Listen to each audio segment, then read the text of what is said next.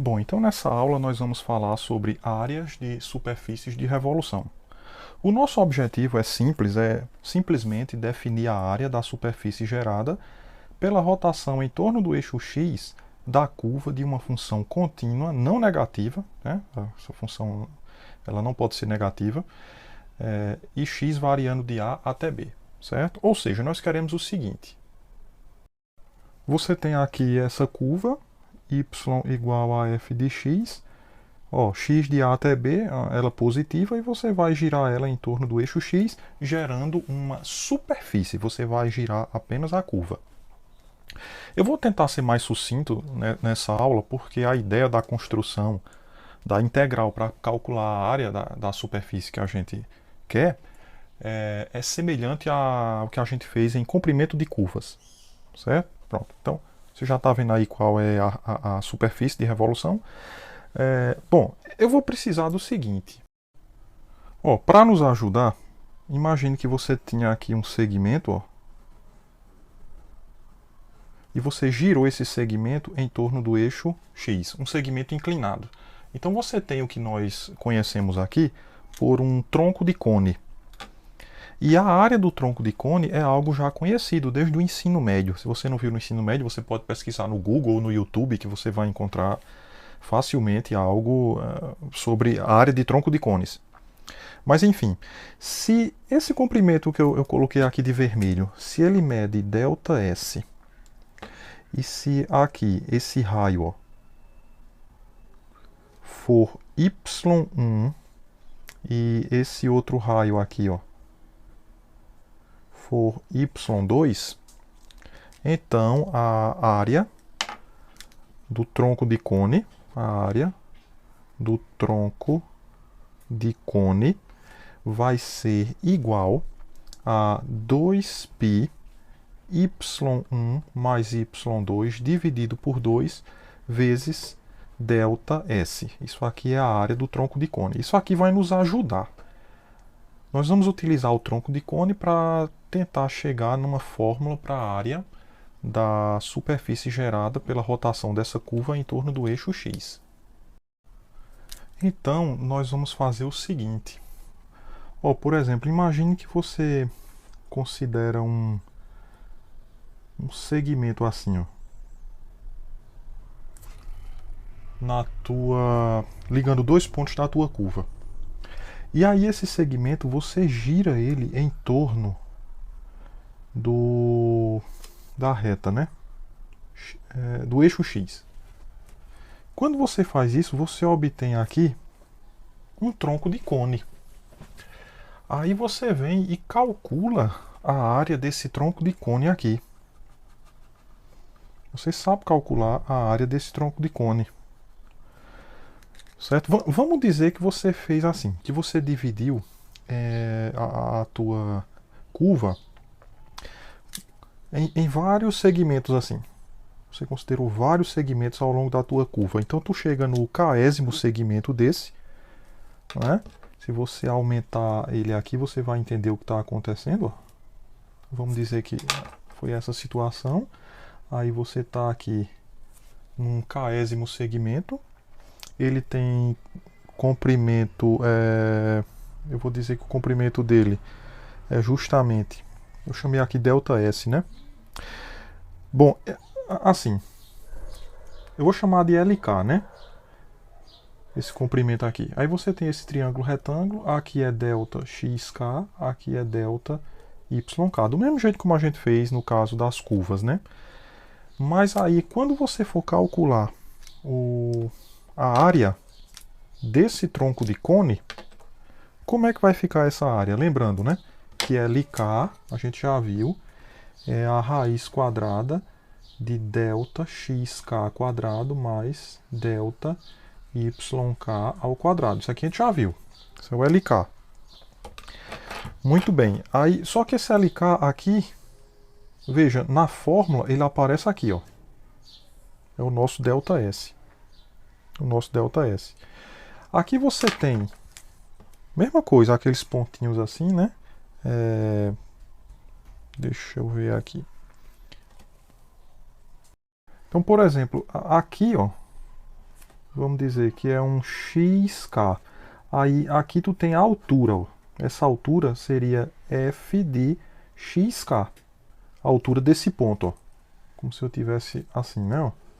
Aqui está o eixo x, aqui é um xk. Aí essa altura é f de xk. Que seria esse y2 aqui, ó.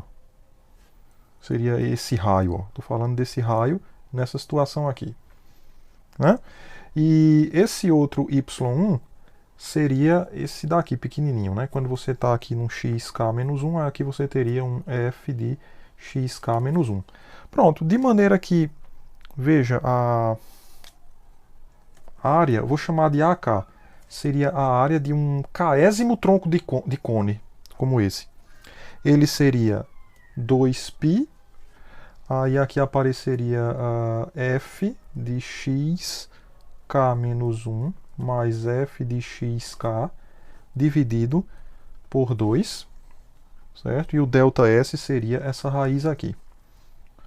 Δxk² mais ΔYk ao quadrado.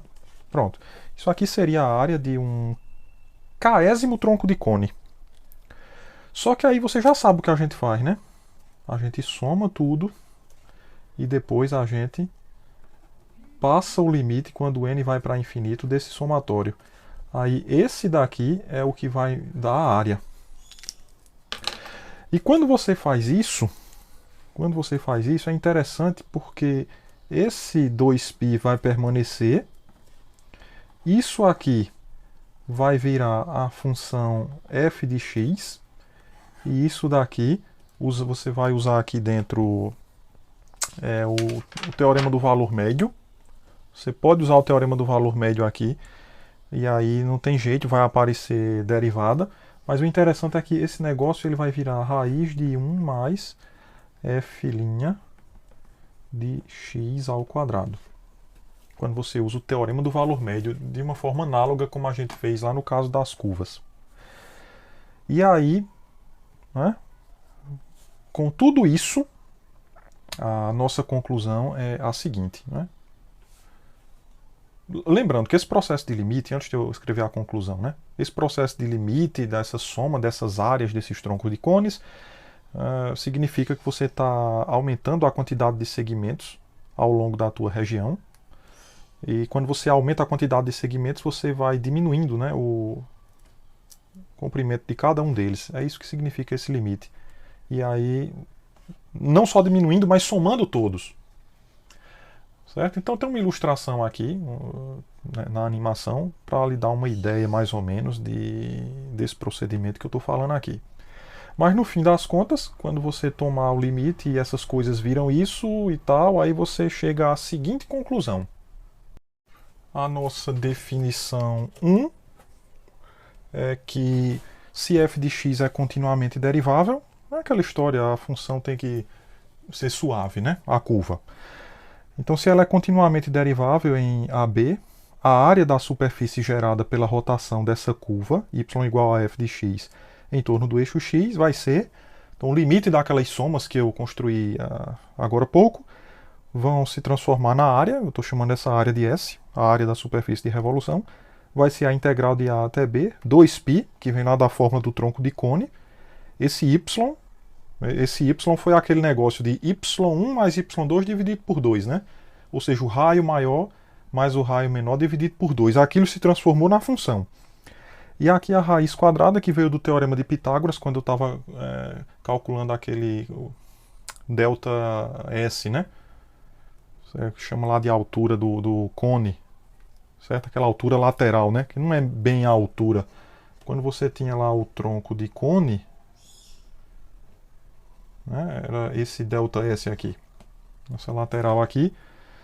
Então aquilo se transformou nesse termo envolvendo a derivada apareceu por causa do teorema do valor médio que foi aplicado lá. Essas contas, esses detalhes eu omiti dessa vez porque é muito parecido com o caso da curva. Então essa é a definição 1.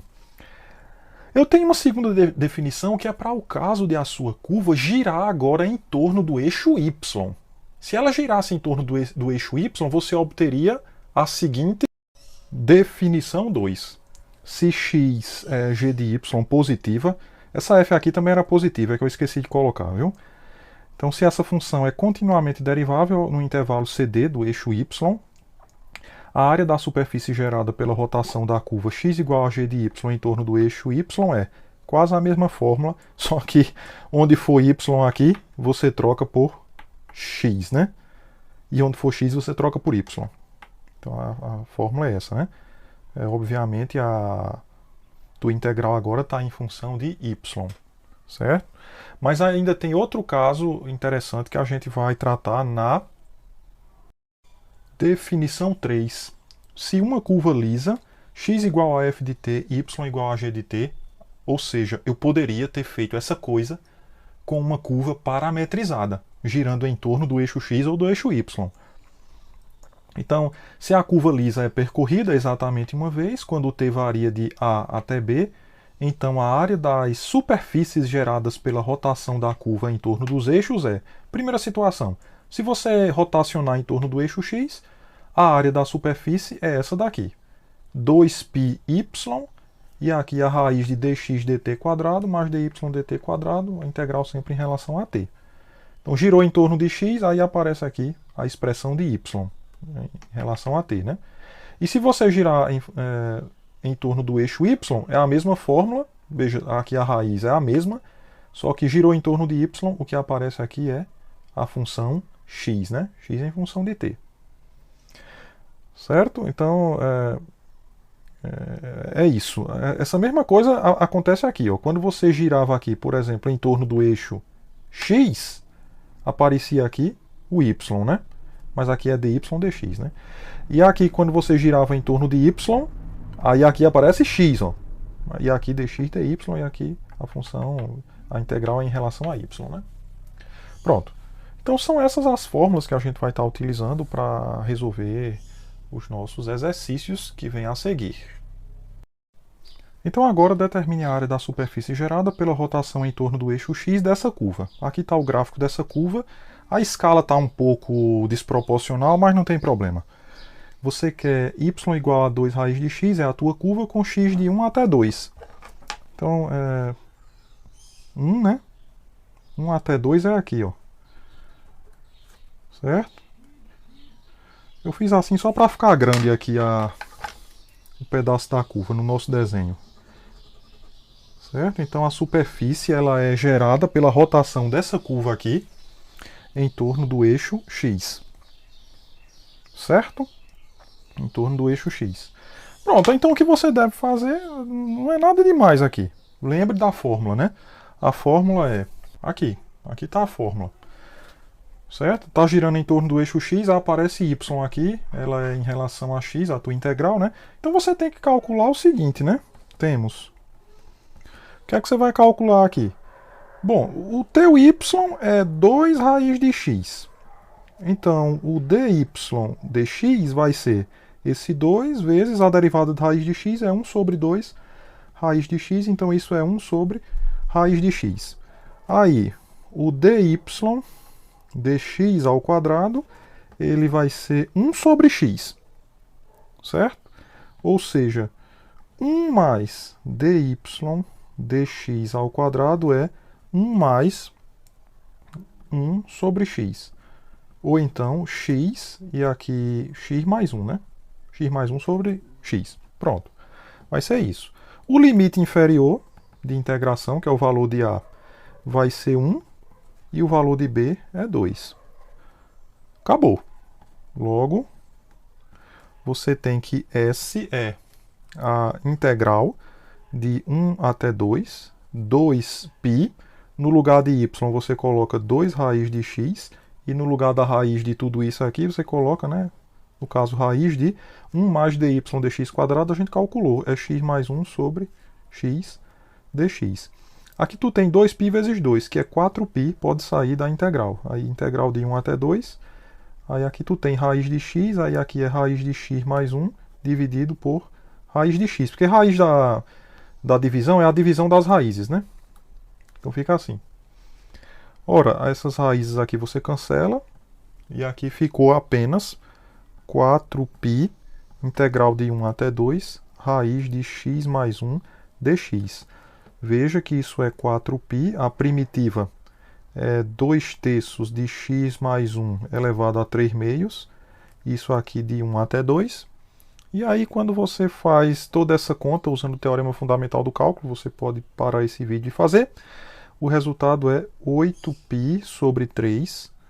Aí, aqui fica assim, viu? 3 raiz de 3 menos 2 raiz de 2. Desculpem, passou aqui da minha linha, mas tudo bem.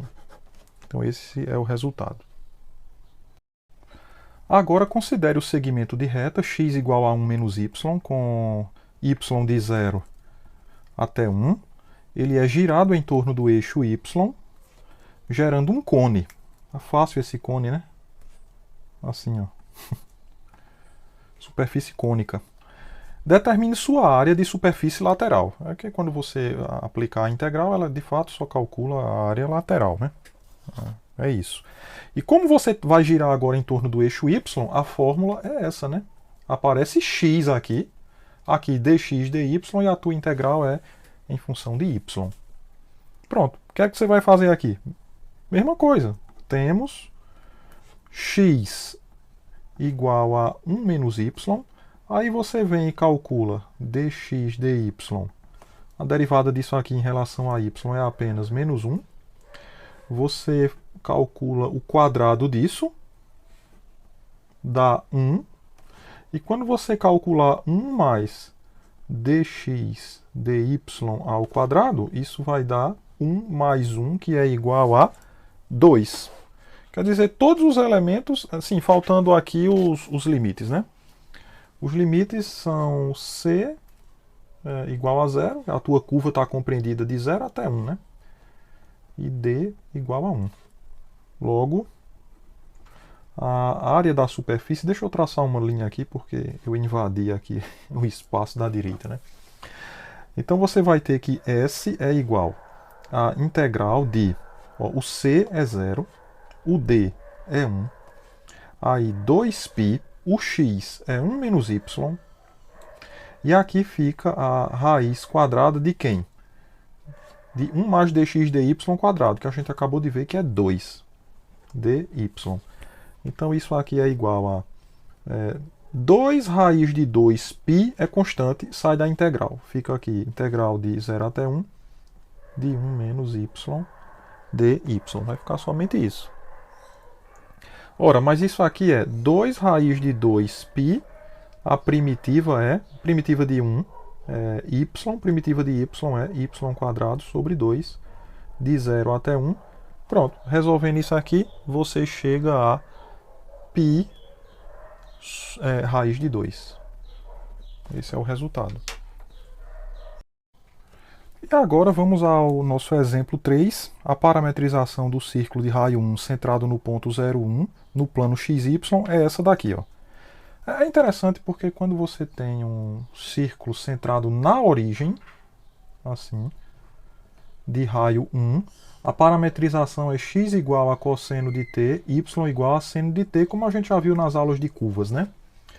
Aí, como você está considerando ele agora centrado no 0,1, significa que você pegou esse círculo e subiu ele uma unidade na vertical, ou seja, no eixo y. Então, por isso, no y aparece 1 mais seno de t, ó, e no x, cosseno de t. Pronto, mas enfim, calcular a área, né? Determine a área da superfície gerada pela rotação desse círculo em torno do eixo x. Então, gire ele em torno do eixo x, e aí você tem uma superfície de revolução. A sua área vai ser dada como? Ora, então o que é que nós temos? O que é que nós temos? Nós vamos usar essa fórmula aqui, ó. Girou em torno do eixo x, então essa daqui, né? Então aqui é y, e a derivada aqui é em relação a t, essa raiz é sempre a mesma coisa. O que você precisa fazer é o seguinte, x é cosseno.